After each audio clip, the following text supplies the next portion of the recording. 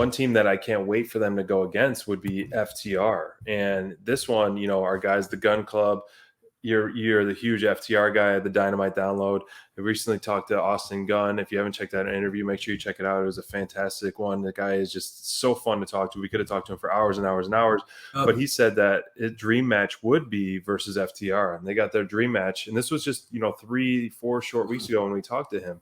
And this is one of those that, you know, we talked about babyface versus babyface. We had heel versus heel for now, but quickly the crowd is leaning towards this babyface type of side with FTR, and especially at the end of this match, which we'll talk about shortly. But with the pushback that FTR has given MJF, so anytime you pivot, you put someone against MJF, you know you're going to be completely baby-faced out all the way.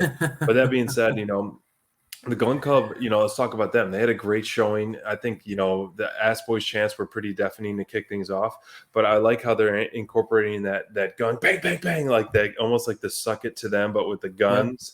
I think adding that element to their you know, their repertoire is a lot of fun. And the cheating level that they're doing right now, the back and forth cheating that Austin and Colton are doing on the ring and different things like that, and having Billy cheat and all this, I think it's awesome. I think you're just putting fuel on that heel fire, and it was a lot of fun to watch. And, you know, a lot of mind games played throughout the match. But, you know, FTR coming out dominant, you know, they get a little pissed because we saw Wardlow's world start to emerge a little bit, man. He tore through some security guards. Oh man, he almost tore through about 10. His face, man, beat red and was just on an absolute focus mission. But, you know, power and numbers, it is what it is. But I'm glad that played into the fact of this match, because, you know, FTR was pissed. They didn't want, you know, MJF's battle with FTR's battle. You know, I like how in that promo where FTR says, like, Wardlow, you know, you're our friend MJF, and Wardlow, you're our friend too. So this is going to be a perfect way to transition FTR into the babyface realm that we all love as well.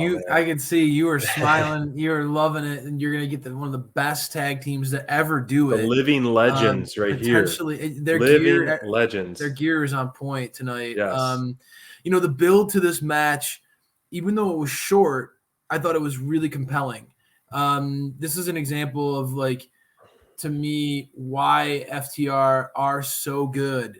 Dax in particular is just so, you know, fresh off the heels of his match with CM Punk. You follow some of the stuff. His passion, his ability to convey his love for pro wrestling is second to none. The guy is so authentic. You could tell he loves this business.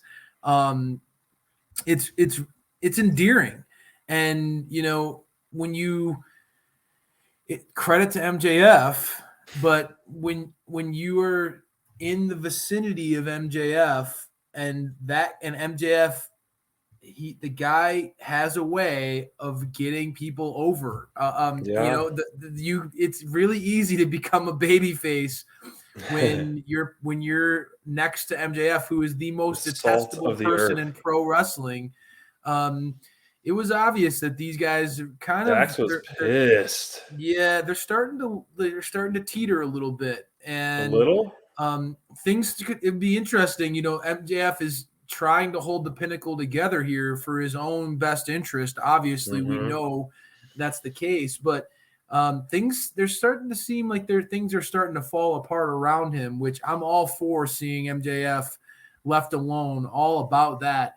I got to say, you know, you and I had an opportunity to talk to Austin Gunn from the Gun Club, and, you know, I just keep going back to this was a dream match for those guys. Yeah. You know, Austin had me nodding along and smiling ear to ear when he was talking about how FTR, they set the standard for tag team wrestling. Yeah. And right. Austin made that very clear that those guys are the benchmark for him and Colton. Those are the guys that they admire the most when it comes to in-ring work and their ability to really go. And, you know, Austin, during his interview with us, made it clear, you know, they realize they're young. They realize that they have a lot of room to grow. We interviewed him fresh off the heels of them losing in a tag team title opportunity against Jurassic Express main event. And he took it in stride, and I think that the Gunn Club are going to take this one in stride too. Although they came up short, I felt like the Gunn Club once again proved that they could hang with one of the best tag teams in the world. And you're right. This was an example that the Gunn Club, they know how, not just in the ring, SPD, but they can carry a feud. They can build up hype. They can set the stage for a big match with the best of them. Their promo work against FTR leading up to this, the segments, the vignettes, they all worked really well.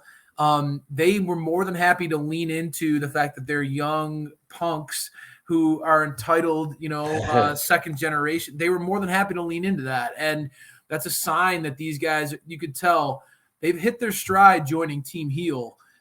They are definitely over as heels in this company. And I think that, this was a great match where you started to see heel versus heel. The Gunn Club are so good at being heels that FTR is starting to get that workhorse vibe of, you got to respect them for what they do. So great match. A lot of great tandem work. The Gunn Club were more than willing to take shortcuts. Loved Billy Gunn's interaction in this match. I know as a Mr. Ass fan, you had to like that. And again, storytelling throughout. This is one of those ones, this segments of the night that really has you pulled in and invested as a fan, without a doubt. Yeah, and I gotta, before we move on to the next segment, I gotta say the fact that they called out the Young Bucks in a passionate promo later in the show was fantastic, and it had me geeking out for sure. Just the thought of Young Bucks and FTR2 going toe-to-toe to prove who is the best tag team in the world.